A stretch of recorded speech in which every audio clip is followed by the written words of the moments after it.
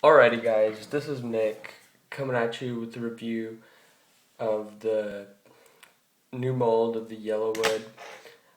I picked up this deck for $649, I believe. As you can see, really high quality. I mean, these kicks are amazing. Uh, yeah, these wheels, I bought them separately for about $900.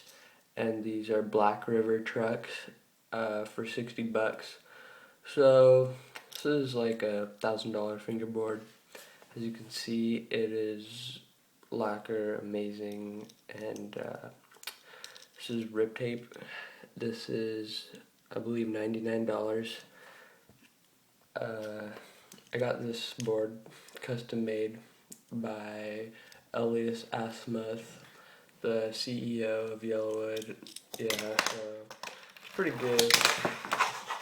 As you can see, kickflips, like no problem with this deck.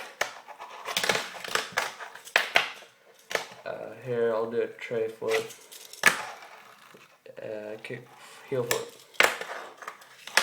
Almost landed it, but yeah, you can definitely tell this is worth every penny. Yeah, I give this deck like a 12 out of 10, just because it's so good. That's it.